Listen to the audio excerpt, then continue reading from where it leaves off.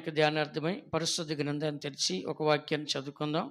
మత్తయి సువార్త 5వ అధ్యాయము 48వ వాక్యాన్ని చదువుకుందాం. మీ పరలోకపు తండ్రి పరిపూర్ణుడు గనుక మీరును పరిపూర్ణులుగా ఉండెదరు. ఇక్కడ మనం చదువుతున్న వాక్యములో పరిపూర్ణులుగా ఉండెదరు అంటే పర్ఫెక్ట్గా, అంటే సంపూర్ణంగా, అంటే జీవితంలో ఎలాంటి లోపం లేకుండా పరిపూర్ణంగా అని మనం చదువుతున్నాం. ఒక పండు చెట్టుకి ఫస్ట్ ఎలా వస్తుందంట, పూతలాగా వస్తుంది, తర్వాత మొగ్గలాగా వస్తుంది, తర్వాత పిందలాగా వస్తుంది, తర్వాత కాయలాగా వస్తుంది, ఆ తర్వాత పండిపోద్ది. పండిపోయిన తర్వాత ఆ చెట్లో ఉంటుందా? ఇంకా పండిపోయిన తర్వాత చెట్లో ఉంటుందా? ఒకటి మనమన్నా కోసుకుంటాం, లేకపోతే అదన్నా రాలిపోద్ది. పరిపూర్ణత చెందిన తర్వాత అది ఉండదు ఇంకా అక్కడ. అట్లాగే పరిపూర్ణత చెందిన మనము పరలోక రాజ్యంలో ఉంటాం. అందుకని ఇక్కడ రాస్తుంది, పరలోకంలో ఉన్న మీ తండ్రి పరిపూర్ణుడు కనుక మీరు కూడా పరిపూర్ణులుగా ఉండెదరు అని మనం చదువుతున్నాం. కీర్తన గ్రంథము 50వ అధ్యాయము 2వ వాక్యాన్ని ఒకసారి చదవండి. కీర్తన గ్రంథము 50వ అధ్యాయము 2వ వాక్యాన్ని ఒకసారి చదవండి. పరిపూర్ణ సౌందర్యము గల సియోనులో నుండి దేవుడు ప్రకాశించుచున్నాడు. చాలా, దేవుడు పరిపూర్ణ సౌందర్యం గల సియోనులోంచి ప్రకాశించుచున్నాడు. కాబట్టి ఇక్కడ చదువుతున్న వాక్యంలో దేవుడు మాత్రం పరిపూర్ణుడు, ఆయనలో ఏ లోపమో లేదు, ఏ వంకరతనం ఆయనలో లేదు, మచ్చ ముడత డాగు ఏది లేదు. ఆయన శరీరంలో ఉన్న మనిషి కాదు, ఆయన సమీపింపరాని తేజస్సు గలవాడై అమరత్వం గలవాడై ఆయన మాత్రమే వసించుచున్నాడని దేవుని యొక్క వాక్యాలు మనము చదువుతున్నాం. కాబట్టి దేవుడికి ఏది కూడా ఈ లోకంలో మనం చూసినట్లయితే శరీర సంబంధం ఏది ఆయన దగ్గర లేదు. రక్త మాంసం ఏది కూడా పరలోక రాజ్యాన్ని స్వతంత్రించుకున్న నేరదని దేవుని యొక్క వాక్యాన్ని మనము చదువుతూ ఉన్నాం. కాబట్టి ప్రతి దేవుని బిడ్డ గుర్తించాల్సి అంటే దేవుడిని మనం చూసినప్పుడు పరిపూర్ణుడు. ఆయన ఎవరంట? దేవుడు ఎవరండి చెప్పండి? పరిపూర్ణుడు. కాబట్టి దేవుళ్ళో ఎటువంటి ఇది లేదు. ఆయన మనం చూసినట్లయితే బైబిల్లో ఎక్కువగా ఆయన గురించి రాస్తుంది, దేవుడి గురించి ఏమని రాస్తుంది? నీతిమంతులని రాస్తుంది. దేవుడి గురించి ఎక్కువగా ఏమని రాస్తుంది? ఆ నీతి స్వరూపుడైన యోహాను సువార్త 17వ అధ్యాయం 25వ వాక్యం రాస్తుంది, నీతి స్వరూపుడు పగు తండ్రి అని రాస్తుంది. కాబట్టి దేవుడు నీతి స్వరూపుడు, అంటే నీతిలో పరిపూర్ణత గలవాడు. మత్తయి సువార్త 13వ అధ్యాయం చివరి వాక్యం చదవండి, 43వ వాక్యం. మత్తయి సువార్త 13వ అధ్యాయం 43వ వాక్యాన్ని చదవండి. అప్పుడు నీతిమంతులు తమ తండ్రి రాజ్యములో సూర్యుని వలె తేజరిల్లుదురు. చాలు, ఇక్కడ మనం చదువుతున్నాం, అప్పుడు నీతిమంతులు తమ తండ్రి రాజ్యములో సూర్యుని వలె తేజరిల్లుదురు. అంటే ఇక్కడ తండ్రి యొక్క రాజ్యం ఎలా ఉందంటే నీతితో ఉంది. నీతి సూర్యుడు మీకు ఉదయించని రాస్తుంది బైబిల్లో కదా. కాబట్టి దేవుడు సూర్యుడును కేడుమునయ్యనని చెప్పి మరొకసారి రాస్తుంది. కాబట్టి ఇక్కడ మనం చూసినట్లయితే దేవుడు దేనిలో పరిపూర్ణుడు అంటే నీతిలో పరిపూర్ణుడు. దేనిలో పరిపూర్ణుడు అంటే నీతిలో, అంటే ఎటువంటి చెడుతనం ఆయన దగ్గర లేదు, ఎటువంటి పాపం ఆయన దగ్గర లేదు, ఎటువంటి అపవిత్రత ఆయన దగ్గర లేదు, ఇలాంటి నీచమైన చెడు కార్యం ఏది కూడా ఆయన దగ్గర లేదని దేవుని యొక్క వాక్యాన్ని మనము చదువుతూ ఉన్నాం. అందుకని ఇక్కడ మనం చదువుతున్నాం, ఇప్పుడు దేవుడు పరిపూర్ణుడు, సియోను పరిపూర్ణమైంది, యెరూషలేము పరిపూర్ణమైంది. కాబట్టి దేవుడు పరిపూర్ణంగా ఉన్నాడు.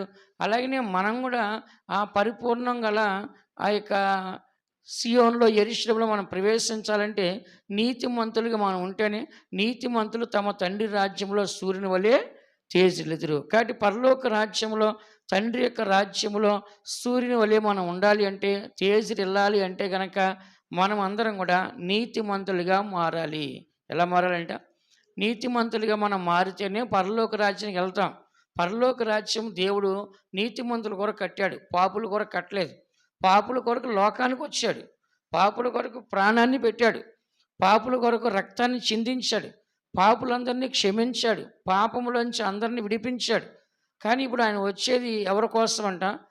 నీతిమంతుల కొరకు వస్తున్నాడు. దేవుని యొక్క రాజ్యము నీతి, సమాధానము, పరిశుద్ధాత్మందలి ఆనందం. కాబట్టి దేవుని యొక్క రాజ్యానికి మొదటి పేరు నీతి అని పేరు దానికి. కాబట్టి నీతిమంతులు మాత్రమే అందులో ప్రవేశిస్తారు. ఆ రాజ్యము నీతి గల రాజ్యము.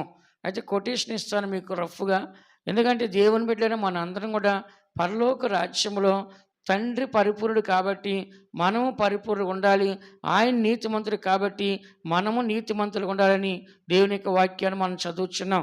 కాబట్టి మనం ఈ లోకంలో యేసుక్రీస్తు ద్వారా నీతిమంతులుగా మనం ఏ విధంగా మారుస్తున్నాం అంటే మన పాపములు మనం ఒప్పుకొనడం ద్వారా. 1 యోహాను 1:7 ఏమని రాస్తుంది? మన పాపములు మనం ఒప్పుకొని ఎడల ఆయన నీతిమంతుడును నమ్మదగిన వాడు గనక సమస్త దుర్నీతి నుంచి మనల్ని పవిత్రులుగా చేయను.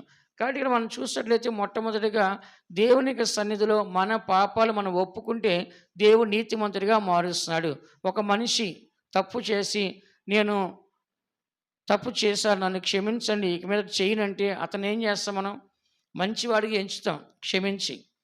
ఇప్పుడు ఒక మనిషి ఏదైనా గొడవ చేసి పోలీస్ స్టేషన్ పోయి లొంగిపోతే శిక్ష తగ్గిద్ది. ఒక నక్సలైట్ వచ్చి లొంగిపోయి ఇక నుంచి నేను నక్సలైట్గా ఉండను అంటే అతను ఏం చేస్తారు? క్షమించి అతనికి గవర్నమెంట్ ఉద్యోగం ఇస్తారు. తెలుసా మీకు?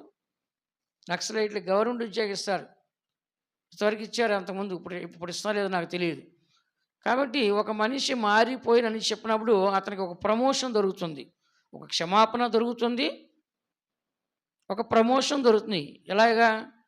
సుంకరి ప్రార్థన చేస్తే తన పాపాలు క్షమించబడి తర్వాత నీతిమంతుడిగా మార్చబడ్డాడు. అంటే పాపాలు క్షమించబడి ఒక ప్రమోషన్ కూడా వచ్చింది. ఏ ప్రమోషను?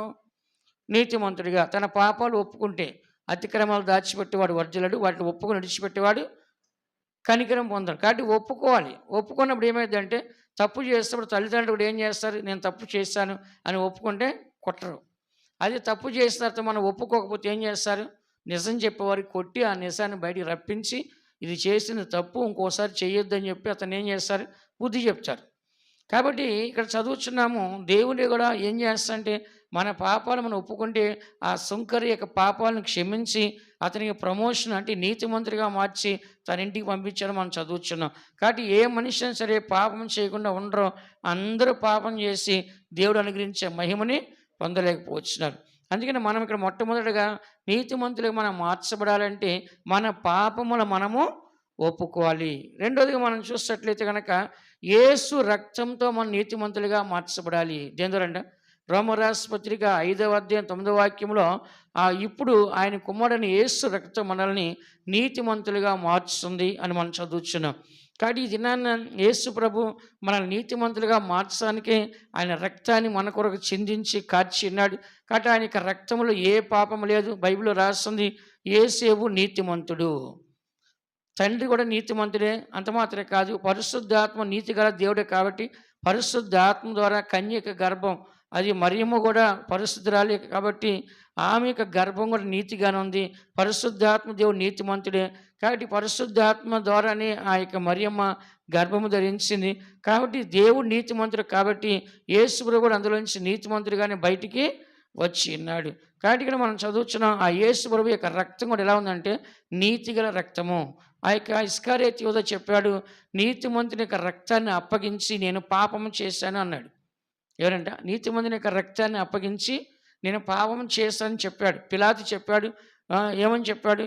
ఆయన యొక్క రక్తంతో నాకే సంబంధము లేదని చేతులు కడుక్కుంటే ఇశ్రాయేలు ప్రజలు చెప్పాడు, వాడి యొక్క రక్తము మా మీద మా పిల్లల మీద ఉండునుగాక. అంటే ఏంటి? రేపు అదే రక్తము, చంపబడిన ఆ రక్తము మా మీద సాక్ష్యం చెప్పని పర్వాలేదు, మేము పాపులమని దుర్మార్గులని సాక్ష్యం చెప్పని పర్లేదు అన్నాడు. ఎందుకంటే హేబేలు చచ్చిపోయినప్పుడు హేబేలు రక్తం సాక్ష్యం చెప్తుంది, అయ్యా నా దేవా నా అన్న నన్ను చంపేశాడని చెప్పేసి ఆ రక్తం ఏం చేస్తుందో సాక్ష్యం చెప్తుంది. కాబట్టి సాక్ష్యం చెప్పేవారు ముగ్గురు, రక్తము, నీళ్లు, ఆత్మ. ఇలా ముగ్గురు సాక్ష్యం చెప్తారు. రేపు పొద్దున మనం చేసే ప్రతి ఒక్కదాన్ని కూడా పరలోక రాజ్యంలో సాక్ష్యం అనేది ఉంటుంది. అందుకని ఇక్కడ మనం చదువుతున్న యేసు ప్రభువు యొక్క రక్తం అనేది నీతిగల రక్తం కాబట్టి ఆ రక్తము మనం కూడా పొందుకున్నాం. కాబట్టి ఆ రక్తం వలన ఇప్పుడు మనం ఏం చేస్తామంటే నీతిమంతులుగా మనము మార్చబడుచు ఉన్నాం. మూడోదిగా మనం చూసినట్లయితే నీతిమంతులుగా దేవుని యొక్క కృప ద్వారా మనం నీతిమంతులుగా మార్చబడుచున్నాం. దేని ద్వారా అంటే దేవుని యొక్క కృప ద్వారా నీతిమంతులుగా. రోమరాష్ట్రపత్రిక 3:24 రాస్తుంది, ఇప్పుడు మీరు ఉచితముగా దేవుని యొక్క కృప వలన నీతిమంతులుగా తీర్చబడుతుంది. కాబట్టి ఇక్కడ ఉచితంగా అంటే దేని వలన? యేసు ప్రభు మనకు చూపించిన కృప వలన మనం ఏం చేస్తామంటే ఇప్పుడు నీతిమంతులుగా మనము తీర్చబడుతున్నాం. ఎందుకంటే యేసు ప్రభు అనే ఒక దేవుని వలన, ఆయన వలన మనందరం కూడా ఈ దినాన ఆయన యొక్క నీతి వలన, ఆయన యొక్క కృప వలన మనందరం కూడా ఈ దినాన్ని నీతిమంతులుగా తీర్చబడుచున్నాం. ఎందుకంటే అందరూ కూడా అపరాధులుగా తీర్చబడ్డారు. కానీ ఒక్క యేసుక్రీస్తు యొక్క కృప వలన మనందరం ఏమవుతుందంటే నీతిమంతులుగా మనము తీర్చబడుచున్నాం. అనేకులు కూడా నీతిమంతులుగా తీర్చబడలేదు. కానీ ఇక్కడ మనం చదువుతున్న వాక్యంలో మన అందరం కూడా యేసు యొక్క కృప వలన మన నీతిమంతులుగా తీర్చబడుచున్నాం. మరి ధర్మశాస్త్రం అనే నీతి మోషే ద్వారా ఇవ్వబడింది. కానీ యేసుక్రీస్తు ద్వారా నీతి కృప ద్వారా ఇవ్వబడింది. మోషే ఏం చేశాడంట? నీతిమంతులుగా మార్చడానికి ధర్మశాస్త్రం పట్టుకొచ్చాడు. యోహాను గారు ఏం తీసుకొచ్చాడు? నీతిమంతులుగా మార్చడానికి బాప్తిసాన్ని తీసుకొచ్చాడు. యేసుప్రభు ఏం తీసుకొచ్చాడు? నీతిమంతులుగా మార్చడానికి దేవుని యొక్క కృపను తీసుకొని వచ్చాడు కదా. ఆ తర్వాత పరిశుద్ధాత్మ కూడా మనల్ని ఏం చేస్తుందంట? నీతిమంతులుగా మార్చుకుంటూ వెళ్తుంది. అయితే ఇక్కడ చదువుతున్న వాక్యంలో మన అందరం కూడా దేవుని యొక్క కృప వలన మన నీతిమంతులుగా మనము తీర్చబడుచున్నాం. కాబట్టి ప్రతి దేవుని బిడ్డ కూడా ఈ సత్యాన్ని మనం చదువుచున్నాం. నీతిమంతులుగా మనం తీర్చబడి దేవుని యొక్క సన్నిధిలో ఆ కృప వలన కృపాసనం యొద్దకి ధైర్యంగా మనం పరలోక రాజ్యానికి వెళ్ళగలం. మొట్టమొదటిగా పరలోక రాజ్యానికి వెళ్ళాలంటే పాపాలు ఒప్పుకొని నీతిమంతుడిగా వెళ్ళాలి. రెండోది మనం చూసినట్లయితే యేసు రక్తంతోనే అతి పరిశుద్ధ స్థలంలోకి వెళ్ళాలి. యేసు రక్తం ఉంటేనే అతి పరిశుద్ధ స్థలానికి వెళ్ళాలి. పరలోక దేవుని యొద్దకు వెళ్ళాలంటే రక్తం పట్టుకెళ్ళాలి. కాబట్టి మన రక్తం కూడా నీతిగా ఉండాలి. అలాగే కృపాసనం అంటే దేవుని యొద్దకు వెళ్ళాలంటే కనుక కృపాసనం యొద్దకి యేసు ఏం చెప్పాడు? తండ్రి చేత కృప అనుగ్రహించబడకపోతే ఎవడు నా యొద్దకి రాడు అని చెప్పాడు. కాబట్టి ఇప్పుడు కృపాసనం యొద్దకి యేసుప్రభు దగ్గరికి వెళ్ళాలంటే మనం ఏం తీసుకుని వెళ్ళాలి? కృపను తీసుకుని వెళ్ళాలి. ఆ కృప మన నీతిమంతులుగా మార్చుకొని పరలోకాన్ని తీసుకెళ్తుంది. యేసు రక్తం మన నీతిమంతులు మార్చి దేవుని ఎదుగు తీసుకెళ్తుంది. మరి మన పాపాలు ఒప్పుకున్న ద్వారా దేవుని ఎదుగు మనం తీసుకెళ్తుంది. నాలుగోది మనం చూసినట్లయితే బాప్తిసం ద్వారా మన నీతిమంతులుగా మార్చబడుచున్నాం. మత్తయి సువార్త 3:15 రాస్తుంది. యోహాను చెప్పాడు, అయ్యా నీ చేత నేను బాప్తిసం పొందవలసి ఉండగా నేను నీకు ఇచ్చుట ఎలా అంటే, లేదు నీతి యావత్తు ఇప్పటికీ ఇలాగ కానిమ్మని చెప్పాడు. కాబట్టి బాప్తిస్మము అని చెప్పినప్పుడు నీతిమంతులుగా మార్చబడ్డాం. ఒక వస్తువుని కడిగేది మనం ఎందుకు? పవిత్రపరచడానికి. అలాగే నీటిలో ములిగి మనం కడుక్కునేది ఎందుకు? పవిత్రపరచబడ్డానికి. కాబట్టి ప్రతి దేవుని బిడ్డ కూడా గుర్తించాల్సిందంటే ప్రతి మనిషికి పాపాలు ధరించుకోవాలి. బైబిల్ ఏం చెప్తుంది? క్రీస్తులోనికి బాప్తిసం పొంది మీరు అందరూ కూడా క్రీస్తుని ధరించుకున్నారు. యేసు ప్రభువులోకి ఎప్పుడైతే మనం బాప్తిసం పొందుతున్నామో బాప్తిసం పొంది మన అందరూ ఎవరిని ధరించుకున్నంట? యేసుక్రీస్తుని ధరించుకుంటున్నాం. కాబట్టి ఇప్పుడు మనలోకి ఎవరు వస్తారు? ప్రభువు వస్తున్నాడు. బాప్తిసం ద్వారా నీతిమంతులుగా మార్చబడుచున్నాం. ఎలా మార్చబడుచు అంట? ఎప్పుడైతే బాప్తిసం పొందుచున్నా మన పాపాలని నీళ్ళలో కడగబడుచున్నాయి, పాపాలని తొలగించబడి ఇప్పుడు మనల్ని దేవుడు ధరించుకున్నాడు. ఇప్పుడు మనల్ని ఎవరు కనబడుచుంట? దేవుడు కనబడుచున్నాడు. అందుకని బాప్తిసం ద్వారా నాలుగోదిగా నీతిమంతులుగా మార్చబడుచున్నాం. ఐదోది మనము రోమారాసు పత్రిక 5వ అధ్యాయం 1వ వాక్యం చదివినట్లయితే విశ్వాసం ద్వారా నీతిమంతులుగా మార్చబడుచున్నాం. దేని ద్వారా అంట? విశ్వాసం ద్వారా మీరు నీతిమంతులుగా తీర్చబడితేనే అక్కడ మనం చదువుచున్నాం. కాబట్టి మనందరం కూడా దేవుని విశ్వసించినట్లయితే, ఆయన యందు పరిపూర్ణ విశ్వాసం మనకు ఉన్నట్లయితే కనుక మనం తప్పకుండా నీతిమంతులుగా తీర్చబడుచున్నాం. ఎందుకంటే మనం విశ్వసించినప్పుడు దేవుడు మన పాపములన్నీ కూడా తొలగించి ఆయన నమ్మినందుకు, ఆయన విశ్వసించినందుకు దేవుడు మన దోషములను కూడా క్షమించి మన నీతిమంతులుగా మనల్ని మారుస్తున్నాడు. ఆయన నమ్ముట ద్వారా మనం ఏం చేస్తాం అంటే పరలోక రాజ్యం వెళ్ళడానికి అవకాశం ఉంది. ఎంతోమంది విశ్వసించాల. బైబిల్ ఏమంటుంది? విశ్వసించిన వాడు నిత్య జీవాన్ని పొందుతాడు. ఆయన కుమారుని యందు విశ్వాసం ఉంచేవాడు నశించిపోక నిత్య జీవాన్ని పొందును. కాబట్టి ఎవరైతే విశ్వసిస్తున్నారో అలాంటి వారందరూ విశ్వాసం ఎక్కడికి వెళ్తారంట? నిత్య జీవానికి వెలుస్తున్నారు. కాబట్టి ప్రతి మనిషి కూడా ఈ 5 మనం చూస్తున్నాము. విశ్వాసం ద్వారానే మనం ఏం చేస్తామంట? పరలోక రాజ్యానికి విశ్వాసం ద్వారా నీతిమంతులుగా తీర్చబడి వెళ్ళడానికి దేవుడు మనకు సహాయము చేస్తున్నాడు. కాబట్టి ఆరోజుగా మనం చూసినట్లయితే కనుక దేవుని బిడ్డైన మన అందరం కూడా దేవుని యొక్క సన్నిధిలో చదవండి. మా రోమరాసు పత్రిక 8వ అధ్యాయం 30వ వాక్యం. మరియు ఎవరిని ముందుగా నిర్ణయించెనో వారిని పిలిచెను, ఎవరిని పిలిచెనో వారిని నీతిమంతులుగా తీర్చెను. ఎవరిని పిలిచాడో వారిని నీతిమంతులుగా తీర్చాడంట దేవుడు. ఏం చేస్తాడంట? దేవుడు ఎవరినైతే పిలిచాడో వాళ్ళందరిని ఏం చేస్తాడంట? నీతిమంతులుగా తీర్చాడు. అందుకని దేవుని బిడ్డలైన మనందరం కూడా దేవునికి సన్నిధిలో దేవుడు మనల్ని పిలిచాడు. ఎక్కడికి పిలిచాడంట?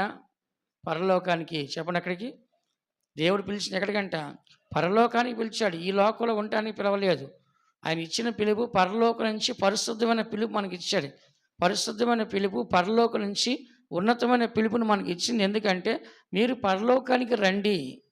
నేనిచ్చిన ఆత్మ, నేనిచ్చిన శరీరము, నేనిచ్చిన పోలిక స్వరూపము మీలో ఉంది కాబట్టి మీరు ఒక దినాన్న ఈ లోకాన్ని విడిచిపెట్టిన తర్వాత ఎక్కడ రావాలంట? పరలోక రాజ్యానికి మీరు ఏం చేయాలంట? రావాలి. కాబట్టి ఏం చేయాలంట?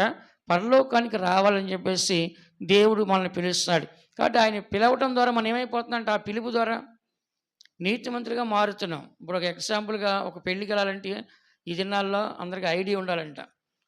చాలా పెళ్ళికి అంటే క్లాస్గా ఉండే పెళ్ళికి ఐడి. ఇప్పుడు 500 మందిని పిలిచారనుకోండి, 500 మందికి ఐడి కార్డు పంపిస్తారు. ఇంకా అక్కడికి 500 మంది తప్పితే ఒక్కడు ఎక్స్ట్రా రావడానికి లేదు ఇప్పుడు. లేకపోతే ఏమైపోతుంది? 500 మంది పిలిస్తే 1000 మంది వచ్చి తినేసిపోతున్నారు. ఒకరిని పిలిస్తే వాడు ఇంకో ఇద్దరు నేసం వస్తున్నాడు. అందుకని క్లాస్కి ఉండే వాళ్ళందరూ రానిరు. మీకు తెలుసు ఫారిన్లో కానీ ఎక్కడైనా 500 మందికి చైర్స్ బుక్ చేస్తారు. ఒక హోటల్లోనో ఒక మండపంలోనో 500 మంది చైర్స్ టేబుల్ వేసి పెట్టి నెంబర్ కూడా ఇస్తారు అక్కడ. ఆ నెంబర్ రిజర్వేషన్ చేసి పెట్టేస్తారు. కరెక్ట్గా 500 మందే కూర్చొని భోజనం చేయాలి. ఇంకా ఎవరు ఎక్స్ట్రా వచ్చినా రావడానికి లేదు, రికమెండేషను లేదు. అలాగనే దేవుడు కనుక మనల్ని పిలిస్తే కనుక పరలోకానికి మనము నీతిమంతులుగా అర్హులమే. దేవుడు మనం పిలవకపోతే అక్కడికి అర్హులం మనం కానే కాదు. అందుకని ప్రతి ఒక్కరు కూడా గుర్తించాలి అంటే దేవుని పిలుపు మనకు కావాలి. ఒకళ్ళ పెళ్ళికి పిలవకుండా వెళ్తే ఎట్లా ఉంటుంది? కొంతమంది కామెడీగా కొన్ని వీడియో పెడుతున్నారు. పిలవని పెళ్ళికి వెళ్ళి తింటున్నాడు ఆడు. అమ్మాయి తరపున వచ్చి ఎవర్రా నువ్వు అంటే నేను అబ్బాయి తరపు అంటున్నాడు. మళ్ళీ అబ్బాయి తరపు వచ్చి ఎవర్రా అంటే అమ్మాయి తరపు అంటున్నాడు. ఏ దేనికి వచ్చారా భోజనం అంటే పెళ్ళికి వచ్చాను. అదేమో తద్దినం భోజనం, దినం భోజనం. అది కామెడీగా పెడతారు కొన్ని. అట్లాగా ఎట్లా వెళ్ళినా అది తప్పే కదా. అది తప్పే. పిలవకుండా మనం వెళ్ళకూడదు. పిలిస్తేనే మనం ఏం చేయాలంట అంటే పిలుపులో ఒక విలువ ఉంటుంది. మనల్ని అపాయింట్మెంట్ ఇవ్వకుండా వెళ్ళడానికి లేదు ఎవరిని కూడా. అపాయింట్మెంట్ ఇవ్వకుండా ఈ రోజే కాదండి, ఈ రూలు రాజుల కాలంలో ఉంది. ఎస్తేరు కూడా రాజు పిలవకుండా వెళ్ళడానికి లేదని ఆమె వెయిట్ చేసింది. ఎప్పుడు పిలుస్తాడా అని ఆమె ఏం చేసింది? ఆఖరికి టైం దగ్గర పడుతుంది, యూదులు నశించిపోయే టైం అని ఇంకా ఆమె తట్టుకోలేక ఏం చేసిందంట? ఆయన ముందు అటు ఇటు తిరగడం చేసింది. అప్పుడు ఆయన చూసి రాణి రా ఏం కావాలని అడిగాడు. కాబట్టి రాజుగారు పిలవకుండా అపాయింట్మెంట్ లేకుండా ఎవరు కలవడానికి లేనే లేదు. కాబట్టి ఒక పిలుపు అనేది మనకు ఉన్నప్పుడే దానికి అర్హులమి, యోగ్యులమి, దానికి నీతిమంతులమి అని మనం తెలుసు లోకంలో. అలానే పరలోక రాజ్యంలో పిలవకుండా ఎవరైనా వెళ్తారా పరలోకానికి? చెప్పండి. పిలవకుండా వెళ్తారా? వెళ్ళరు. దేవుడు పిలిచేవారు మాత్రమే పరలోకానికి. కాబట్టి ఈ దినాన అనేకులు రక్షించబడలేదు అని మనం అనుకుంటున్నాం. దేవుడు వాళ్ళని పిలవలేదు. పిలిచిన వారే వెళ్తారు. నిజంగా ఆహ్వానం మనకు వచ్చింది. బైబిల్ ఏం రాసింది? భూమిలో గొప్పవారు ఉండగా దేవుడు వాళ్ళందరినీ పిలవలేదు. ఎన్నిక లేని వారిని, తృణీకరించబడిన వారిని, నీతి లేని వారిని దేవుడు ఏర్పరచుకున్నాడు, పిలిచాడని రాస్తుంది బైబిల్లో. అబ్రహాం అంటే గొప్పవారు ఎంతోమంది ఉన్నవాడా? అందరిని పిలవాల. అబ్రహాముని పిలిచి నీ ద్వారా సంతానం కలిగించి నీ ద్వారా విస్తరింపజేస్తే ఆకాశ నక్షత్రాలు అని చెప్పాడు. కాబట్టి దేవుని పిలుపు అనేది లేకుండా పరలోకానికి మనం వెళ్ళడానికి వీలు కానే కాదు. ఈ దినాన్న మనకు డబ్బు లేకపోవచ్చు, అందం లేవచ్చు, చిన్న ఉద్యోగం ఉండవచ్చు, చిన్న కులం ఉండొచ్చు. కానీ అన్నిటికన్నా ముఖ్యం ఒక పెద్ద పిలుపు మనకు ఉంది. అనేకులకు లేని పిలుపు మనకి ఉంది. 7వదిగా మనం చూసినట్లయితే కనుక 1 కొరింథీ రాసిన పత్రిక 6వ అధ్యాయం 10వ వాక్యంలో పరిశుద్ధ ఆత్మ ద్వారా మనం నీతిమంతులుగా తీర్చబడుచున్నాము. దేని ద్వారా అంట? పరిశుద్ధ ఆత్మ ద్వారా మనం ఏమవుతుందంట? నీతిమంతులుగా తీర్చబడచ్చు అని చెప్పి రాస్తుంది. అందుకనే ప్రతి దేవుని బిడ్డ గుర్తించాల్సి అంటే దేవుడు మనల్ని నీతిమంతులుగా ఎలా మారుస్తాడంట? పరిశుద్ధ ఆత్మ ద్వారా. ఈ దినాల్లో చాలామంది పరిశుద్ధ ఆత్మ పొందమంటే సిగ్గుపడుతున్నారు. అలా మనం చేతులు కదిలించకూడదు, ఒళ్ళు కదిలించకూడదు. ఇలా ఏం చేస్తారంటే కొంతమంది దాన్ని కంట్రోల్ చేయాలని, లేకపోతే అది మనకు వద్దులే అని అందరూ ఏమనుకోండి చెప్పేసి అభిషేకం పొందడానికి సిగ్గుపడుతున్నారు, అన్య భాష మాట్లాడి సిగ్గుపడుతున్నారు, ప్రవచనాలు ప్రవచించాడు సిగ్గుపడుతున్నారు. కానీ పరిశుద్ధ ఆత్మ అనేది దేవుడు. ఎవరంట? మీకు ఇంతకుముందు చెప్పాను. మొదటగా తండ్రిగా ఈ లోకానికి వచ్చాడు, ఆయన పని ముగించి వెళ్ళిపోయాడు. కుమారుడుగా వచ్చాడు, ఆయన పని ముగించి వెళ్ళిపోయాడు. మరలా ఎలా వచ్చాడు? పరిశుద్ధాత్మగా వచ్చాడు. ఇప్పుడు పరిశుద్ధాత్మ ద్వారా ఆయన కనబరుస్తాడు. ఇప్పుడు తండ్రి అని దేవుడు భూలోకానికి వచ్చి ఎన్ని రోజులు ఉన్నాడు? 7 రోజులేమో అంతా సృష్టి చేశాడు. ఆ తర్వాత ఎన్ని రోజులు ఉన్నాడో తెలియదు కానీ కొన్నే రోజులు ఆదాముతో ఉన్నాడు. అక్కడి నుంచి వెళ్ళిపోయాడు. ఇక మానవుడికి దేవుడికి ముఖాముఖి అనేది లేదు. ఇక ప్రవక్తల ద్వారా, మనస్సాక్షి ద్వారా, ధర్మశాస్త్ర ద్వారా, న్యాయాధిపతుల ద్వారా, రాజుల ద్వారా ఇలాగ ఏలుబడి చేసుకుంటూ వచ్చాడు కానీ దేవుడు డైరెక్ట్గా మనిషిని చూడలేదు. ఆ తర్వాత మళ్ళీ ఎన్ని సంవత్సరాలు దర్శనం దొరికింది? 4000 సంవత్సరాలకి మళ్ళీ యేసుగురువుగా ప్రత్యక్షమయ్యాడు. ఎన్ని వేలంట? 4000 సంవత్సరాల తర్వాత మళ్ళీ యేసుగురువు రూపంలో భూమి మీదకి వచ్చాడు. మనిషి మధ్య సంచరించి 33.5 సంవత్సరం ఉండి వెళ్ళిపోయాడు. మళ్ళా ఎవరు వచ్చారు? పరిశుద్ధాత్మ రూపంలో వచ్చాడు. కానీ ఇప్పుడు చూడండి, ఏదైనా తోటలో కొన్ని రోజులే ఉన్నాడు. యేసుగురువు భూమి మీద 33.5 సంవత్సరాలు ఉన్నాడు. కానీ ఇప్పుడు పరిశుద్ధాత్మ ఎన్ని సంవత్సరాలు ఉంది మన దగ్గర? 2000 సంవత్సరాలు దాటిపోయింది. చెప్పండి అందరూ, ఎన్ని సంవత్సరాలంట? ఇప్పుడు ఎక్కువ కాలం ఉందా మనతో ఎవరు? తండ్రి అని దేవుడా, కుమారుడని యేసుక్రీస్తుడా, పరిశుద్ధాత్మ దేవుడా? పరిశుద్ధాత్మ దేవుడు ఇప్పుడు మన అందరితో ఉన్నాడు. ఆ దినాల్లో యెరూషలేములో మాత్రం యేసుప్రభువు ఉన్నాడు. కానీ ఈ దినాన్న ప్రతి ఒక్క మనుషులు కూడా ఆత్మ ద్వారా దేవుడు ఏం చేస్తాడంట? నివాసం అనేది చేస్తున్నాడు. కాబట్టి ప్రతి దేవుని బట్టి గుర్తించాల్సి అంటే ఈ దినాన్న దేవుడు మనతో ఉన్నాడు. వింటున్నారా? ఆ దినాల్లో పాపం చేస్తే దేవుడు వచ్చేవాడు కాదు, ఉండేవాడు కాదు. కాబట్టి ఈ దినాన మనతో ఉన్నాడు అంటే ఎవరున్నారు? పరిశుద్ధాత్మ దేవుడు మనతో ఉన్నాడు. కాబట్టి ఈ పరిశుద్ధాత్మ దేవుని వల్ల మనం ఏమవుతుందంట? నీతిమంతులుగా తీర్చబడతాం. ఇప్పుడు మీకు అర్థమైందా? పరిపూర్ణులుగా ఉండాలి అంటే కనుక ఇన్ని యాంగిల్లో, ఇన్ని రకాలుగా మనం ఏం చేయాలంటే నీతిమంతులుగా తీర్చబడ్డాక దేవుడు ఇన్ని ఆప్షన్స్ ఇచ్చాడు. ఎన్ని ఆప్షన్స్? 7. 1 పాపంలో ఒప్పుకోవడం ద్వారా, 2 యేసు రక్తం ద్వారా, 3 చెప్పండి కృప ద్వారా, బాప్తిస్తం ద్వారా, విశ్వాసం ద్వారా, పిలుపు ద్వారా, పరిశుద్ధాత్మ. కాబట్టి ఇలాగ దేవుడు మనల్ని అన్ని విధాలుగా కూడా నీతిమంతులుగా మార్చి పరలోకానికి తీసుకెళ్ళాలని దేవుని యొక్క ఉద్దేశం. దేవుడు పరిపూర్ణుడు, మనం పరిపూర్ణంగా ఉండాలి, పరలోక రాజ్యంలో ఉండాలి అంటే కనుక నీతిమంతులుగా మనం ఉండాలి. ఎలా ఉండాలంట? మనం నీతిమంతులుగా ఉంటే మాత్రమే పరలోక రాజ్యం వెళ్తాం. అందుకని 1 యోహాను రాసిన పత్రిక 2:29 వాక్యం చూడండి. 1 యోహాను రాసిన పత్రిక 2:29 వాక్యం చదవండి.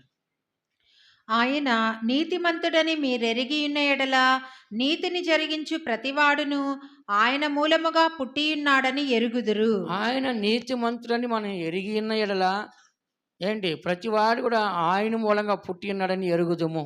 కాబట్టి ఈ దినాన్న మనం దేవుని తెలుసుకోవాలి. ఈ దినాల్లో లోకంలో చూడండి, దేవుని తెలుసుకోవట్లేదు. మొన్న పాకిస్తాన్లో వచ్చి కాశ్మీర్లో కాల్పులు జరిపించారంట. కాల్పులు జరిపించినప్పుడు వాళ్ళు ఏం చేశారు తెలుసా? వింత, అందరిని కాల్ చేయలేదు వాళ్ళు. నువ్వు ముస్లిమా హిందువా అని అడిగారంట. అప్పుడు వాళ్ళు డౌట్ చెప్తాని చెప్పి ప్యాంట్లు వరది చూశారంట వాళ్ళని. చూసి వాడు ముస్లిమా హిందువా అనేది చూసి కన్ఫర్మ్ చేసుకున్నారు, చంపారంట. అంటే చూడండి, ఒక నక్సలైట్లు వాళ్ళు ఏమంటారు? ఉగ్రవాదులకు కూడా మత ఫీలింగ్ ఉంది వాళ్ళకి. ఉగ్రవాదులు కూడా మనవడా కాదా అని చూసి కాల్చారంట. చూడండి. కాబట్టి ఇక్కడ నిజంగా దేవుణ్ణి వాళ్ళు తెలుసుకున్నారు. వాళ్ళు తెలుసుకుని అల్లాహ్ని తెలుసుకున్నారు, యెహోవాను వాళ్ళు తెలుసుకున్నారు. తెలుసుకొని ఏం చేస్తారు? వాళ్ళ ధర్మశాస్త్రం అంతా పాత నిబంధన. పంటికి పన్ను, కాలుకు కాలు, చేతికి చెయ్య. ఒకడు మన పన్ను ఇరగొడితే మనవాడు పన్ను ఇరగొట్టచ్చు, ధర్మశాస్త్రం వాళ్ళకి చెప్పేది. ఒకడు మన చెయ్యి ఇరగొడితే మనవాడు పోయి చెయ్యి ఇరగొట్టచ్చు. వాడు మన కాలు ఇరగొడితే మనం పోయి ఏం చేయొచ్చు? కాలు తప్పు లేదు దాంట్లో. కానీ యేసుప్రభు వచ్చి ఏం చేశాడు? ఇలా చంపుకుంటా పోతే ఒకడో నీతిమంతుడు అవడో, ఒకడో పరలోకానికి రాడని చెప్పేసి క్రొత్త నిబంధన పెట్టాడు. ఏ నిబంధన? క్రొత్త నిబంధన. ఆయన రక్తంతో, ఆయన ప్రాణంతో పెట్టి మనల్ని నీతిమంతులుగా మార్చడానికి ఆయన ప్రయాసపడ్డాడు. అందుకే మనం చదువుతున్నాం, ఆయన నీతిమంతులను ఎవరైతే ఎరిగి ఉన్నారో అలాంటి వారందరూ కూడా దేవుని మూలంగా జన్మించారు. ఎలా దేవుని మూలంగా జన్మించాం? పాపం ఒప్పుకునడం ద్వారా, యేసు రక్తం ద్వారా, కృప ద్వారా, బాప్తిస్తం ద్వారా, విశ్వాసం ద్వారా, పిలుపు ద్వారా, పరిశుద్ధాత్మ ద్వారా మనం నీతిమంతులుగా ఇది నన్ను జన్మించడం. క్రొత్తగా జన్మించండి. దీని ద్వారా మనం దేవుల్లో జన్మించే ఒక అనుభవం. కాబట్టి ఈ దినాన్న ఎంతోమందికి నీతి గురించి తెలియదు. విన్నారా? ఏదైతే వాళ్ళు చేయాలనుకున్నా చేసేస్తున్నారు. వాళ్ళ అవసరం తీరాలి, వాళ్ళ ఆకలి తీరాలని చెప్పేసి ఎన్ని తప్పులు చేస్తే పర్లేదు నా కుటుంబం కోసమని కొంత ఎన్నో అబద్ధాలు చేస్తారు, ఎన్నో మోసాలు చేస్తారు. ఎక్కడికి వెళ్ళినా కూడా అంతా మోసమే జరుగుతుంది. మనం ఏది కొంటాకి వెళ్ళినప్పుడు ఏం చేస్తాం, అంతా మోసమే చేస్తారు. అందుకని దేవుని పెట్టిన మనము దేవుని యొక్క నీతి అలాంటిది కాదండి. పర్ఫెక్ట్గా ఉండాలి. నీతిలో చిన్న తప్పు చేసినా మనం చేసిన నీతి అంతా పోయిద్ది. దేవుని వాక్యం చెప్తుంది. ఎస్ఏకేలు గ్రంథం 3వ అధ్యాయం, యెహెజ్కేలు గ్రంథం 3వ అధ్యాయం 20వ వాక్యం చూడమ్మా. యెహెజ్కేలు గ్రంథం 3వ అధ్యాయం 20వ వాక్యం. మరియు నీతి గలవాడు తన నీతిని విడిచి దుర్నీతిని అనుసరించినందున నేను అతని ముందర అభ్యంతరము పెట్టగా అతడు మరణమగును. నీవు అతనిని హెచ్చరిక చేయని ఎడల పూర్వము తాను చేసిన నీతి జ్ఞాపకమునకు రాకుండా అతడు తన దోషమును బట్టి మరణమవును. అయితే అతని ప్రాణ విషయంలో నిన్ను ఉత్తరవాదిగా ఎంచుదును. యెహెజ్కేలుకి దేవుడు చెప్పాడు, ఒక ప్రవక్త యెహెజ్కేలు, నువ్వు పోయి పాపం చేసిన ఇశ్రాయేలు ప్రజలందరినీ హెచ్చరించు. వాళ్ళు హెచ్చరించినప్పుడు వాడి పాపాన్ని విడిచిపెడితే వాడు బ్రతుకుతాడు. వాడి పాపాన్ని విడిచిపెట్టకపోతే వాడు పాపంలో చనిపోతాడు. చావు అనేది అందరికి వస్తుందండి. చక్కగా ఈ లాజిక్ ఏంటంటే, మరణం అనేది అందరికీ వస్తుంది, కానీ పాపంతో చావకూడదు. నీతిమంతుడిగా మరణించాలి. నీతిమంతులకి పునరుద్ధానం ఉంది, పాపులకి పునరుద్ధానం ఉంది. నీతిమంతుల పునరుద్ధానం పరలోకానికి వెళ్తుంది, పాపుల పునరుద్ధానము నరకానికి పాతాళానికి వెళ్తుంది. కాబట్టి చనిపోవడానికి అందరూ చనిపోతారు, అందరికీ చావు ఉంది. కానీ ఎలా చావాలి? నీతిమంతుడిగా చావాలి. చెప్పండి అందరూ, ఎలా చావాలంట? ఎవరు చెప్పారు ఆ మాట? బైబిల్లో ఒక ఆయన చెప్పాడు, మీకు చెప్పాను ఎన్నోసార్లు. ఎవరైనా? బిలాం, నీతిమంతులు మరణం వంటి మరణం నాకు లభించును గాక అన్నాడు. కానీ అది దక్కలు ఆయనకి, కత్తితో పొడి చంపారు ఆయన ఆఖరికి. ఎందుకంటే ఇశ్రాయేలు ప్రజలు శపించడానికి పోయాడు ఆయన. ఎవరు శపించకపోయాడు? ఇశ్రాయేలు ప్రజలు శపించడానికి పోయాడు. వాళ్ళు ఎవరంటే ఆ దేవుని చేత ఆశ్రయించబడినవారు కదా. అందుకని నీతిమంతుడిగా మనం మరణించాలి. పాపిగా మరణిస్తే నరకానికి పోతాం. మరణించేటప్పుడు ఎలా మరణించాలి? నీతిమంతుడిగా మనం మరణించాలి. అందుకే రాస్తుంది కదా, నీతిమంతుడు తన నీతిని విడిచి దుర్నీతిని అనుసరించినందున నేను అతనికి ముందర అభ్యంతరం పెట్టగా అతడు మరణమగును. నీవు అతని హెచ్చరిక చేయని ఎడల పూర్వం తాను చేసిన నీతి జ్ఞాపకం రాకుండా అతడు తన దోషం బట్టి మరణమగును. కాబట్టి అతను పూర్వం ఎంత నీతిగా చేశాడో, 99 నీతిగా మందిగా జీవించాడు, ఒకే ఒక తప్పు చేశాడు. అప్పుడు ఏమైందంట?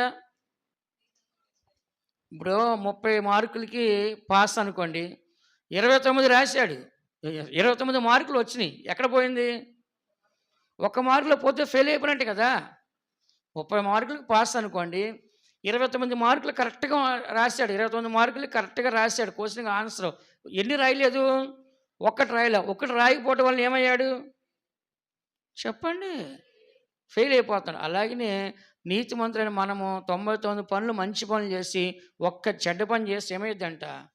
అంతా పోయింది. ఇది యెహెజ్కేలు గ్రంథం 18వ అధ్యాయం 24 వాక్యం చదవండి. యెహెజ్కేలు గ్రంథం 18:24. అయితే నీతిపరుడు తన నీతిని విడిచి పాపము చేసి దుష్టులు చేయు హేయక్రియలన్నిటి ప్రకారము జరిగించిన ఎడల అతడు బ్రతుకున అతడు చేసిన నీతి కార్యములు ఏమాత్రమును జ్ఞాపకములోనికి రావు. అతడు విశ్వాసఘాతకుడై చేసిన పాపమును బట్టి మరణమునందును. కాబట్టి చూసారా, ప్రతి ఒక్క మనిషి కూడా గుర్తించాల్సిందంటే దేవుని యొక్క బిడ్డలైన మనమందరం కూడా నీతిమంతుడు తన నీతిని విడిచి దుస్తులు చేయి హేయక్రియలు అన్నిటి ప్రకారం జరిగించేలా అతడు బ్రతుకున అతడు చేసిన నీతి న్యాయము నీతి కార్యములు ఏమాత్రం జ్ఞాపకానికి రావు. కాబట్టి ఒక నీతిమంతుడే, కానీ ఒక్క తప్పు చేసాడు ఏమవుతుందంట? నీతి మొత్తము పోతుందంట. మన అన్ని విషయాలు తప్పు కరెక్ట్గా చేసి ఒక్క విషయం తప్పు చేసి ఏమైపోతాం? మనం పరలోక రాజ్యాన్ని కోల్పోతాము, పాపములో మరణిస్తాం. ఏ మరణం అంట? మరణం అందరికి వస్తుంది. నీతిమంతులకి మరణం వస్తుంది, పాపులకి మరణం వస్తుంది. మనకి ఏ మరణం కావాలి? నీతి మరణం కావాలా, పాప మరణం కావాలా? చెప్పండి. నీతి మరణం కావాలా, పాప మరణం కావాలా? నీతి మరణం కావాలంటే మనం ఏం చేయాలి? నీతిమంతులుగా జీవించాలి. చెప్పండి. నీతిమంతుడు విశ్వాసం మూలంగా జీవించును. కాబట్టి ప్రతి మనిషి కూడా గుర్తించాల్సి అంటే మనం నీతిమంతులుగా జీవించే వాళ్ళని చూస్తాం భూమి మీద, పాపముతో జీవించే వాళ్ళు కూడా మనం చూస్తున్నాం. కాబట్టి మనం నీతిమంతులుగా జీవించినప్పుడు పరలోక రాజ్యంలో సూర్యుని వలె తండ్రి రాజ్యంలో మనం కనపడతాం. ఆయన పరిపూర్ణుడు కాబట్టి నీతిలో మనం ఎలా ఉన్నాడంట? పరిపూర్ణంగా మనం కనపడాలి. ఇప్పుడు చూడండి, ఎక్కడికైనా మనం వెళ్ళామో, ఎవరైనా మనం 100 రూపాయలు ఇస్తే అతను ఏదో మైండ్ సరిలేక 500 రూపాయలు చిల్లర ఇస్తాడు. అప్పుడు మనం ఏం చేయాలి? సంతోషం జైలు పెట్టుకుని వచ్చేయాలి. అంతే కదా. ఏం చేయాలి మనం? తిరిగి ఇచ్చేయాలి. అరేనా ఎవరిదైనా డబ్బులు పడిపోయింది. మనం సైలెంట్‌గా ఆడు వెళ్తుంటే చూసి వాడు వెళ్ళగానే తీసి జేబులో పెట్టుకుంటాం. అది కరెక్టేనా? తీసి ఏం చేయాలి? అతనికి ఇచ్చేయాలి. ఏం చేయాలంట? ఇచ్చేయాలి. ఏదైనా కొనేటప్పుడు ఏం చేస్తాం? వాడు చూడట్లేదని చెప్పి ఒకటికి 2 వేసుకున్నాం అనుకో ఏం చేయాలి చెప్పండి? ఒకటికి 2 రెండేస్తే ఏమైద్ది? కాబట్టి ఇక్కడ ఎన్నో స్థలాల్లో మనం చూస్తాం. మనుషులు కూడా షాపులు వాళ్ళు మోసం చేస్తారు. షాపులు వాళ్ళు ఏం చేస్తారు? మనుషుల్ని మోసం చేస్తారు. ఇప్పుడు రిలయన్స్ మార్కెట్‌కి వెళ్తాం. రిలయన్స్ మార్కెట్‌లో ఎట్లా ఉంటదంటే ఒక దగ్గర వెయిట్ ఏస్తారు ఫ్రూట్స్ కానీ, వెజిటబుల్స్. ఇంకో దగ్గర బిల్ ఏస్తారు. ఇప్పుడు మనం కేజీ కాయ తీసుకొని దానికి బిల్ అంటించుకొని పక్కకొచ్చి 2 కేజీల కాయకి ఆ స్టిక్కర్స్ అంటించి కేజీ లెక్కన కొనుక్కొని వెళ్ళిపోవచ్చు మనం. వాడు చూడడు అక్కడ. కానీ ఇంకో షాపింగ్ పోతే అలా కాదు. కౌంటర్ దగ్గరే వెయిట్ ఏసి బిల్ ఏస్తారు. అలా ఇట్లా చాలా ఉంటాయి. దాంట్లో కూడా మోసం చేయాలంటే మనం వాళ్ళు మోసం చేయొచ్చు. వాళ్ళు కూడా మనల్ని ఏం చేస్తారు? దొంగ కాటా పెట్టేసి ముక్కాలు కేజీ వస్తది. కేజీ తీసుకుని అలాగే మోసం చేస్తారు. ఎందుకు ఎంత చెప్తున్నా అంటే మోసం అనేది ఎవడైనా చేయొచ్చు. ఇప్పుడు చూడండి మన అకౌంట్‌లో డబ్బులు ఎవడో కొట్టేస్తున్నాడు. ఒక మెసేజ్ పెడుతున్నాడు వాట్సాప్ ఏదన్నా. మనం ఆన్ చేయగానే టక్కన డబ్బులు ఎగిరిపోతున్నాయి. ఇట్లా మోసం చేయడానికి ఎవరికైనా రెడీగా ఉన్నారు. కానీ ఇక్కడ చదువుతున్న వాక్యంలో నీతిమంతుడు ఏం చేయడంటే చిన్న తప్పు చేసినా అతని యొక్క నీతి అంతా ఏమైద్దంట? కొట్టుకొని వెళ్ళిపోతుంది. కాబట్టి నీతినే దేవుడు ప్రేమిస్తాడు. భక్తిగీతను ఏం చేస్తాడంట? ద్వేషిస్తాడు. 2 పేతురు రాసిన పత్రిక 2వ అధ్యాయము 5వ వాక్యం చదవండి. 2 పేతురు రాసిన పత్రిక 2వ అధ్యాయం 5వ వాక్యం చూడండి. మరియు ఆయన పూర్వకాలమందున్న లోకమును విడిచిపెట్టక భక్తిహీనుల సమూహం మీదికి జలప్రళయమును రప్పించినప్పుడు నీతిని ప్రకటించిన నోవహును మరి 7గురును కాపాడెను. 7వ వాక్యం కూడా. దుర్మార్గుల కామ వికారయుక్తమైన నడవడి చేత బహు బాధపడిన నీతిమంతుడగు లోతును తప్పించెను. చాలు. ఇక్కడ చూసినట్లయితే ఆ దినాల్లో బలాత్కారాన్ని మనం చదవచ్చు. ఆదికాండం 6 అధ్యాయం ఇంటికెళ్ళి చదువుకోండి. అక్కడ భూమి మీద బలాత్కారులు ఉన్నారంట. వాళ్ళు అందరూ కూడా నాశనం చేసే వాళ్ళు కనబడుతారు. అలాంటి దుర్మార్గులు అందరూ ఉన్నప్పుడు వాళ్ళని ఎలా అయినా సరే రక్షించాలని దేవుడు ప్రయాసపడ్డాడు. 650 సంవత్సరాలు నోవాహు సువార్త ప్రకటించంట. ఎన్ని సంవత్సరాలు? 650 సంవత్సరాలు సువార్త ప్రకటిస్తే ఒక్కడు కూడా రక్షించబడలేదంట. చెప్పండి ఎన్ని సంవత్సరాలంట? 650 సంవత్సరాలు సువార్త ప్రకటిస్తే ఒక్కడు కూడా రక్షించబడలేదు. ఆఖరికి దేవుడి కోపం వచ్చి జలప్రళయాన్ని పంపించి లోకమంతా ముంచివేసేసాడు. కాబట్టి ఇక్కడ చదువుతున్న ఆ సమయాన్న లోతు యొక్క భార్య, లోతు యొక్క 3 కొడుకులు, లోతు యొక్క 3 కోడళ్ళు ఏమేరంట? రక్షించబడ్డారు నీటి ద్వారా. దేనిద్వారంట? నీటి ద్వారా. కాబట్టి దేవుని బిడ్డలైన మన అందరం కూడా ఆ పడవలో ఎక్కి ఆ పడవ ద్వారా వాళ్ళు రక్షించబడ్డ మనం చదువుతున్నాం. కాబట్టి ఈ దినాల్లో నీతిని ప్రేమించే వాళ్ళు తక్కువ అయిపోయారు. దేన్ని ప్రేమించాలంట? నీతిమంతులు ఉంటే మేము అన్నం కూడా దొరకదు మాకు. నీతిమంతులు ఉంటే మా కుటుంబంలో ఏ అభివృద్ధి మాకు కలగదు. మేము అనుకుని ఏది సాధించలేము. మా పిల్లలకు మంచి భవిష్యత్తు ఇవ్వలేము. మేము అబద్ధాలు ఆడితేనే, మోసాలు చేస్తేనే, అన్యాయంగా సంపాదిస్తేనే మేము ఇవన్నీ చేయగలుగుతున్నాం. కానీ నీతిమంతులుగా చేసి ఇవన్నీ మేము సంపాదించాం మా వల్ల కాదని చెప్పేసి అందరూ ఏం చేస్తారంట? ప్రతి ఒక్కరు ఏం చేస్తారంట? మోసం చేయడానికి ప్రయాసపడుతున్నారు. అందుకనే ప్రతి దేవుని బిడ్డ గుర్తించాల్సి అంటే ప్రతి మనిషి యొక్క జీవితంలో దేవుని యొక్క నీతిని ప్రేమించారు మనం ఉండాలి. దేవుని నీతిని ప్రేమించినప్పుడే దేవుని యొక్క నీతి మనలో ఉన్నప్పుడు మాత్రమే మనం నీతిమంతులుగా మార్చబడతాం. 1 మనుషుల దగ్గర మనం నీతిమంతులు కనపడాలి. 2 దేవుని దగ్గర నీతిమంతులుగా కనపడాలి. 1 సామ్యూయేలు రాసిన గ్రంథం 24వ అధ్యాయం 18వ వాక్యం ఒకసారి చదవండి. 1 సమూయేలు 24:18. దావీదుతో ఇట్లనెను, యెహోవా నన్ను నీ చేతికి అప్పగింపగా నన్ను చంపక విడిచినందుకు ఈ దినమున నీవు నా అపకారమునకు ఉపకారము చేసిన వాడవై నా ఎడల నీకున్న ఉపకార బుద్ధిని వెల్లడి చేసితివి కనుక నీవు నాకంటే నీతిపరుడవు. ఇక్కడ చెప్తున్నాడు సౌలు, నువ్వు మంచివాడివే, నువ్వు నీతిమంతుడివే, కానీ నేను నిన్ను అన్యాయంగా చంపాలని తిరుగుతున్నాను, కానీ నేను నీకు దొరికాను. యెహోవా నన్ను నీకేం చేశాడంట?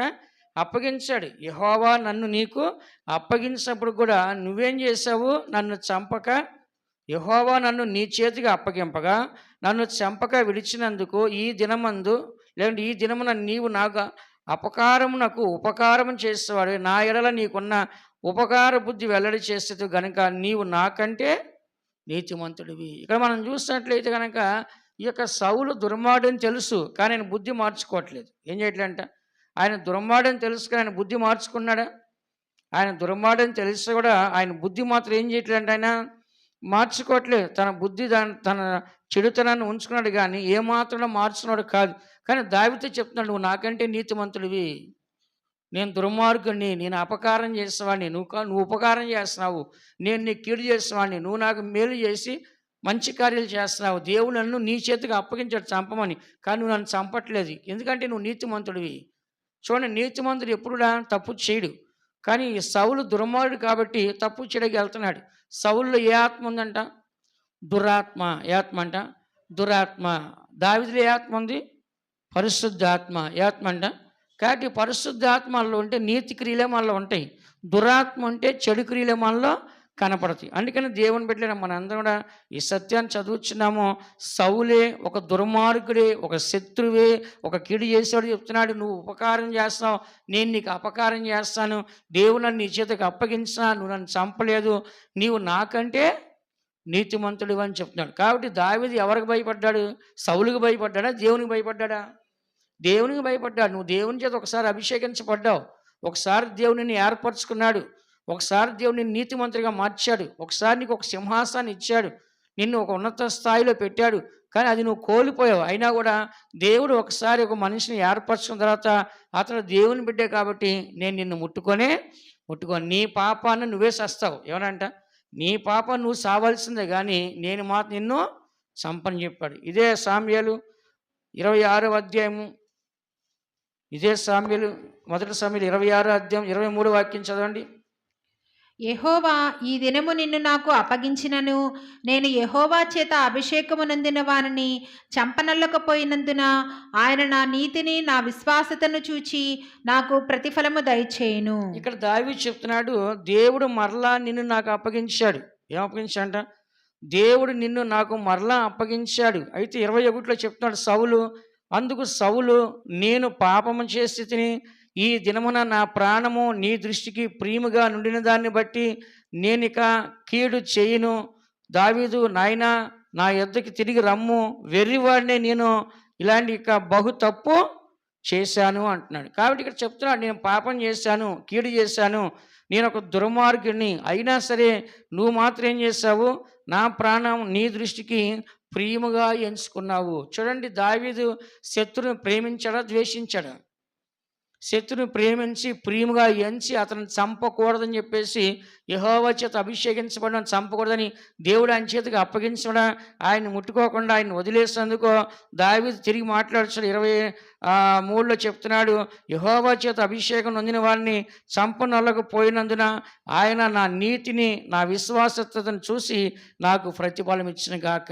దావీదు ఏమన్నాడంటే, నేను చేసిన నీతిని బట్టి నాకు దేవుడు ప్రతిఫలం ఇస్తాడు, నేనైతే నీ కీడు చేయను. ఈ దినాల్లో కీడు చేయడానికి అనేకులు భయపడట్లేదు. ఈ దినాల్లో తిట్టడాకైనా, కొట్టడాకైనా, అబద్ధం అంటకైనా, బూతు మార్చడం, దేనికైనా దినాన్న జనాలు దేనికి భయపడటం లేదు. కానీ ఆ దినాల్లో దావీదు భయపడ్డాడు. ఎవరికి భయపడ్డాడు చెప్పండి? దేవునికి భయపడ్డాడు. ఆయన దేవునికి భయపడి నేను చంపనన్నాడు. చూడండి, దావీదు యొక్క జీవితాన్ని మనం చూసినప్పుడు ఆయన చంపడానికి ఎంత మాత్రం ఇష్టపడలేదు. కాబట్టి దేవుడు అతను ఏం చేస్తాడంట? హెచ్చించి అతను ఏం చేశాడు? రాజుగా చేశాడు. సౌలుని తీసేసి దావీదుని ఏం చేశాడంట?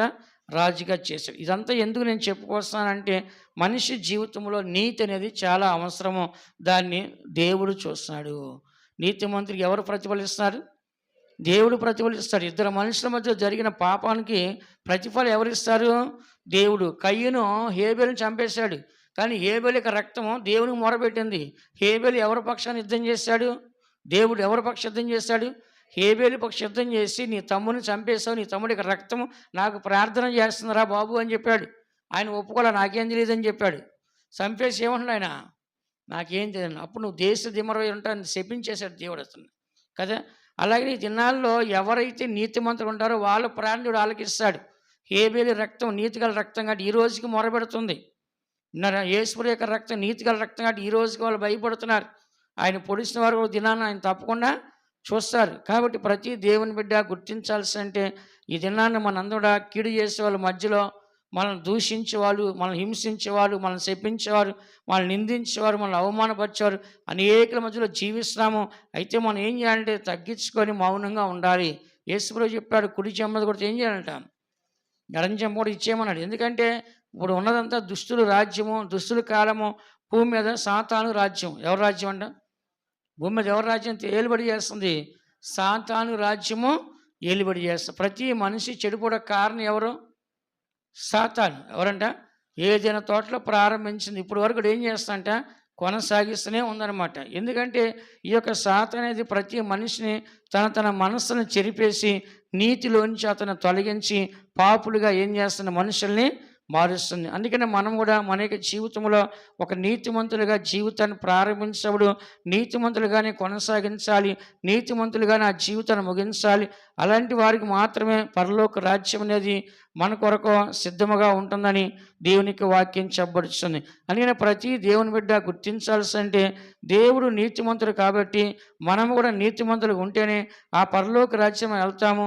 మన నీతిమంతులుగా లేకపోతే ఆ పరలోక రాజ్యం మనము వెళ్ళము. రోమరాసు పత్రిక 8వ అధ్యాయం 10వ వాక్యాన్ని మనం చదివినట్లయితే, రోమరాసు పత్రిక 8వ అధ్యాయం 10వ వాక్యం. క్రీస్తు మీలోనున్న యెడల మీ శరీరము పాప విషయమై మృతమైనది కానీ మీ ఆత్మ నీతి విషయమై జీవము కలిగి ఉన్నది. ఇక్కడ మనం చదువుతున్న వాక్యంలో రోమరాసు పత్రిక 8వ అధ్యాయం 10వ వాక్యంలో క్రీస్తు మీలోనున్న యెడల మీ శరీరము పాప విషయమై మృతమైంది కానీ మీ ఆత్మ నీతి విషయమై జీవము కలిగింది. యేసుప్రభు మనలో ఉన్నట్లయితే మన శరీరము ఉన్న పాపం అంతా చచ్చిపోతుంది. యేసుప్రభు మనలో ఉన్నప్పుడు మన శరీరం ఉన్న పాపాన్ని ఏం చేస్తాడంట? చంపివేసి మనల్ని ఆత్మలు ఏం చేస్తాడంట? నీతిమంతులుగా మారుస్తాడు. కాబట్టి శరీరం కేవలం నిష్ప్రయోజనమైంది, ఆత్మ మనల్ని జీవింపజేస్తుంది, ఆత్మ మనల్ని పరలోకానికి తీసుకెళ్తుంది. కాబట్టి దేవుడు ఆత్మను కాపాడుతున్నాడు, శరీరం ఉన్న పాపాన్ని చంపేస్తున్నాడు. కాబట్టి ఈ దినాల్లో మనం అందరూ ఇప్పుడు విన్నాం కదా, 7 విధాలైన నీతిమంతులు మనం మారినప్పుడు దేవుడు మనలో ఉన్నప్పుడు ఏమైందంటే పాపము చచ్చిపోద్ది. దేవుని బలము అధికంగా మనలో ఉన్నప్పుడు పాపం ఏమైందంట? చనిపోద్ది. కాబట్టి ఈ పాపము చనిపోద్ది కాబట్టి మనందరం నీతిమంతులుగా జీవించడానికి సాధ్యమవుతుంది. అందుకని ప్రతిరోజు కూడా యేసు ప్రభుని మనం ధరించుకోవాలి. ఎవరు ధరించుకోవాలంట? చెప్పండి అందరూ. యేసు ప్రభుని మనం ఏం చేయాలంట? ధరించుకోవాలి. ప్రభువా మీరు నాలోకి రండి, మీరు నాలో ఉండండి, నన్ను నీతిమంతుడిగా మార్చనని చెప్పేసి ఏం చేయాలంట? దేవునికి చెప్పాలి మనం. ఉన్నారా? కాబట్టి ఇక్కడ చదువుతున్నాము క్రీస్తు లేకుంటే క్రీస్తు మీలో నివసించిన అంటే ఎప్పుడు కూడా మన హృదయంలో ఎవరున్నారంట? దేవుడు నివాసం చేయాలి. పాపము, పాప ఆలోచనలు, శరీర ఆలోచనలు, సుఖభోగ ఆలోచనలు, చెడు ఆలోచనలు, లేకుంటే మత్తు కార్యాలు, ఇట్లాంటి ఏ ఆలోచన ఉండకూడదు. ఏ ఆలోచన అయితే మన మైండ్లో ఉంటుందో దాన్ని మనం చేస్తాం. అలాగే మనలో దేవుడు ఉంటే కనుక దేవుడికి ఆలోచనలే మనం చేస్తాం, కానీ మన సొంత ఆలోచన మనం చేయం. కాబట్టి మనలోకి ఎవరు రావాలి చెప్పండి? దేవుడు మనలోకి వస్తే మన ఆలోచన ఎవరి ఆలోచనగా మారుతాయి? దేవుని ఆలోచన మరి దేవుడు తన ఆలోచన ప్రకారం మనల్ని నడిపిస్తాడు. నీ మీద దృష్టి ఉంచి నీకు ఆలోచన చెప్తాను, నువ్వు నడవలసిన మార్గాలు నేను నీకు బోధిస్తా అన్నాడు. అందుకని దేవుడు మనలో ఉంటే కనుక మంచి మార్గంలో మనం వెళ్తాం. దేవుడు మనలో లేకపోతే మన శరీరం అంతా పాప మార్గంలో వెళ్తుంది. పాపము చేయడానికి మన శరీరం పరిగెడుతుంది. కానీ యేసుప్రభు మనలో ఉన్నట్లయితే మన శరీరం కంట్రోల్ చేస్తాడు. ఇది పాపము చేయొద్దు, ఇది చెడుతనం చేయొద్దు, ఇది దుర్మార్గము చేయొద్దు, ఇది చెడు సాతాను కార్యం వెళ్ళొద్దు అని ప్రతి దాన్ని కూడా ఎవరు అడ్డం పడతారు? యేసుప్రభు అడ్డం పడతాడు. యేసుప్రభు అడ్డం పడి మన శరీరాన్ని పాపానికి బానిస కాకుండా ఏంటి క్రీస్తు మనలో నివసించేలా మన శరీరము పాప విషయమే మృతమైంది, అంటే చచ్చింది. యేసుప్రభు మనలో ఉన్నట్లయితే మన శరీరంలో జరిగే ప్రతి పాపాన్ని ఎవరు చంపుతున్నారు? యేసుక్రీస్తు చంపేస్తాడు. కాబట్టి మనము పాపంలో చనిపోతున్నాము, కానీ నీతి విషయంలో మాత్రము జీవిస్తూ ఉన్నాం. కాబట్టి మనం నీతిమంతులుగా ఉంటే పరలోకానికి వెళ్తామా? పాపంలో ఉంటే పరలోకానికి వెళ్తామా? నీతిమంతులుగా ఉంటేనే పరలోకానికి వెళ్తాం. పాపులుగా ఉంటే పరలోక రాజ్యాన్ని మనము వెళ్ళం. అందుకని ప్రతి దేవుని బిడ్డ గుర్తించాల్సి అంటే ప్రతి మనిషి యొక్క జీవితంలో దేవుడికి కావాల్సింది నీతి. ఏం కావాలంట? దేవుడికి కావాల్సినంట నీతి. ఎవరిలో అయితే నీతి ఉండదో ఈ నీతిమంతులు మాత్రమే తండ్రి రాజ్యంలో సూర్యుని వలె తేజరిస్తారు. అలాంటి వారికి మాత్రమే పరలోక రాజ్యం అనేది తెరవబడుతుంది. యెషయా గ్రంథము 26వ అధ్యాయం 2వ వాక్యం మనం చదివితే పరలోక రాజ్యం అనేది నీతిమంతుల కొరకు తెరవబడుతుంది. యెషయా గ్రంథం 26:2 చదవండి. సత్యమును ఆచరించు నీతిగల జనము ప్రవేశించినట్లు ద్వారములను తీయుడి. చాలండి. సత్యమును ఆచరించు నీతిగల జనులు ప్రవేశించట్లుగా ద్వారాలను తీయండి. ఏ ద్వారాలు? పరలోకపు ద్వారాలు. చెప్పండి అందరూ. ఏ ద్వారాలంట? పరలోక ద్వారాలు తీయమని దేవుడే చెప్తున్న ఆ మాట. ఎవరు చెప్తున్నారంట? దేవుడే స్వయంగా ఏమని చెప్తున్నారంటే, నీతిమంతులు ప్రవేశించినట్లు ఏం చేయాలంటే ఆ ద్వారాల్ని తీయండి అంటున్నాడు. కాబట్టి ఎవరైతే నీతిమంతులుగా జీవిస్తారో వాళ్ళ కొరకు ఏమైందంటే నీతి తలుపులన్నీ కూడా తీయబడతాయి. ఎవరైతే నీతిమంతులు జీవించి నీతిని ముగించి వస్తారో అలాంటి వారి కొరకు పరలోకం ఏమిటంట? తెరవబడుద్ది. దేవుని యొక్క రాజ్యం నీతి. నీతిమంతులు తండ్రి రాజ్యంలో సూర్యుని వలె తేజరిల్లుదురు. ఎవరైతే నీతిమంతులుగా ఎటువంటి పాపము లేకుండా క్రియల ద్వారా, ఆలోచన ద్వారా, ప్రవక్త ద్వారా, మాటల ద్వారా, చూపుల ద్వారా, శరీరం ద్వారా, స్వభావం ద్వారా ఏ వ్యక్తులైతే పాపం లేకుండా కనబడుస్తున్నాడో ఆ మనిషి ప్రవేశించాకి దేవుడు చెప్తున్నాడు, నీతిమంతులు ప్రవేశించట్లుగా తలుపుల్ని తీయండి. కాబట్టి తలుపులు పరలోకం ఎవరికి తీయబడుద్ది? నీతిమంతులకి. చెప్పండి అందరూ. మన నీతిని మనం కాపాడుకోవాలి. ప్రతిరోజు కూడా ఒక్క తప్పు చేయకుండా మనం ప్రయాసపడాలి. మన నీతిమంతులు పూర్వం ఎంత నీతి చేసినా ఒక్క తప్పు చేసేప్పుడు ఈ నీతి మాత్రమే కాదు, పాత నీతి కూడా మొత్తము పోతుంది. ఇప్పుడు మీరు చూడండి, చదరంగం ఆడతారు కదా, 99 దాకా ఎక్కుతారు, 98 దాకా ఎక్కుతారు, 99 దాకా ఏమైతే ఆ నోలో అది తెలుసుంటుంది. ఆ నోట్లో పడగానే మళ్ళీ తోక దగ్గరికి వస్తారు. ఎక్కడికి? మళ్ళీ 0 దగ్గరికి వచ్చేస్తారు. మళ్ళీ ఎంత కష్టపడాలి అక్కడికి వెళ్ళాలంటే? చదరంగం దాన్ని అదేనంటారా?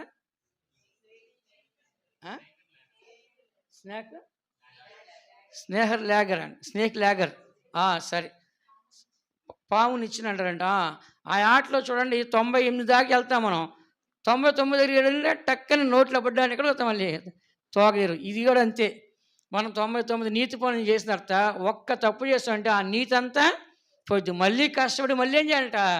మళ్ళీ 0 కాంచి మళ్ళీ ఏం చేయాలి? మనము స్టార్ట్ చేయాలి. ఇప్పుడు ఎంతమంది ధనవంతులు చూడండి, ఒక్కసారిగా నేలమట్టం అయిపోతారు, ఏమి లేకుండా అయిపోతారు.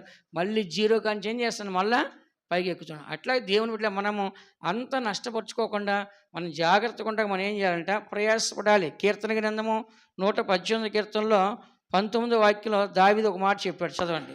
నేను వచ్చినట్లు నీతి గుమ్మములు తీయుడి, నేను వాటిలో ప్రవేశించి యెహోవాకు కృతజ్ఞతాస్తుతులు చెల్లించెదను. దావీదు అంటున్నాడు, నేను వచ్చినట్లు నీతి గుమ్మాలను తీయండి, నేను వాటిలో ప్రవేశించి యెహోవాకు కృతజ్ఞతాస్తుతులు చెల్లిస్తా, పరలోకానికి వస్తాను, నేను నీతిమంతుడిని, నీతిమంతుడిగా జీవించాను కాబట్టి నీతి గుమ్మాలు నా కొరకు ఏం చేయాలంట?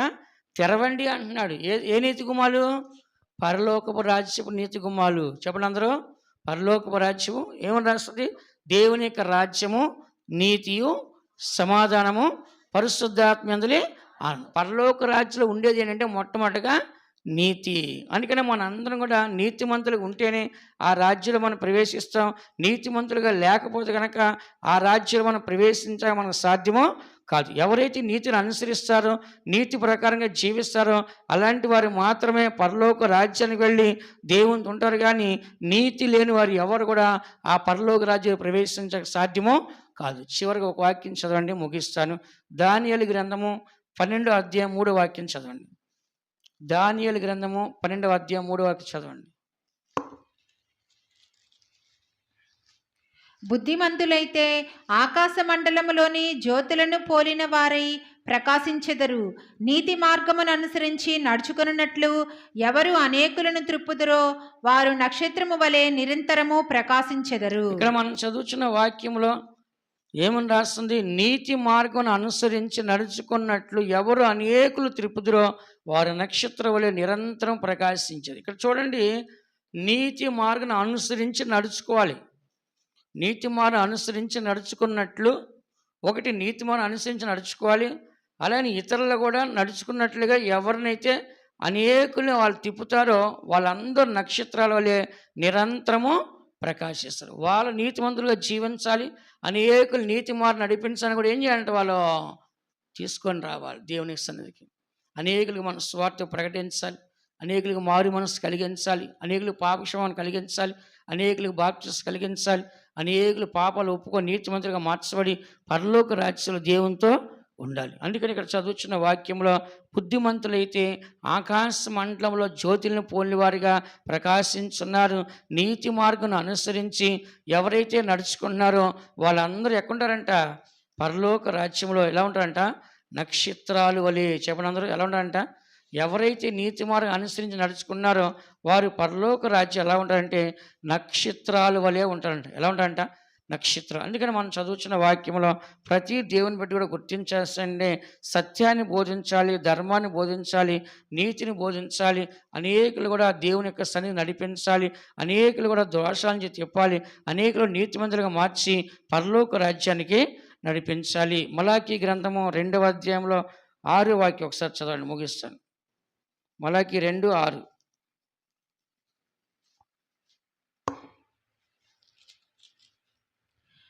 సత్యము గల ధర్మశాస్త్రము బోధించుచు దుర్బోధన ఏమాత్రమును చేయక సమాధానమును బట్టియు యథార్థతను బట్టియు నన్ను అనుసరించి నడుచుకుని వారై దోషము నుండి అనేకులను త్రిప్పిరి. చాలు. ఇక్కడ యాజకుల గురించి రాస్తుంది. ఎవరంట? యాజకులు అంటే ఆ దినాల్లో సేవకులు. ఎవరంట? ఆ దినాల్లో యాజకులు అంటే ఎవరు? దేవుని యొక్క సన్నిధిలో సేవ చేసే సేవకులు. ఆ సేవకుడు ఏం చేస్తాడు? అనేకులకి సత్యాన్ని బట్టి ధర్మశాస్త్రాన్ని ఏం చేస్తాడంట? వాళ్ళు బోధించి దుర్బోధన ఏమాత్రం సహించకుండా సమాధానాన్ని బట్టి యథార్థాన్ని బట్టి అనుసరించి నడుచుకుని వారి దోషం నుండి అనేకులను తిప్పారు. వాళ్ళు నడుచుకోవడం మాత్రమే కాదు, అనేకులు కూడా దేవుని వైపు తిప్పారు. ఇందులో మనం దానిలో చదివాం, నీతి మార్గం అనుసరించి ఎవరు అనేకుల్ని దేవుని వైపు తిప్పుతారో వాళ్ళని అనుసరించాలి. ఇతరులు కూడా దేవుని వైపు తిప్పి వాళ్ళు కూడా అనుసరించినట్లయితే మనం ఆకాశంలో జ్యోతులు నిరంతరము ప్రకాశిస్తాం. అందరు కండ్లు మూసుకోండి. దేవుని బిడ్డలారా, మన అందరం కూడా దేవుని యొక్క నీతి గురించి మనం తెలుసుకున్నాం. మొట్టమొదటిగా పరలోక రాజ్యంలో దేవుడు పరిపూర్ణుడు కనుక మీరు కూడా పరిపూర్ణులు ఉండదరని ఈ వాక్యాన్ని విన్నాం. ఇంకా మిగతాది వచ్చే వారి నుంచి మనం తెలుసుకుందాం. దేవుని బిడ్డలారా, మన అందరం కూడా దేవుని యొక్క నీతి అనేది పరలోక రాజ్యం అయింది. దేవుడు నీతిమంతుడు, పరలోక రాజ్యం నీతి కలది. నీతిమంతులు మాత్రమే తండ్రి రాజు పరిపూర్ణులుగా ప్రకాశిస్తారు.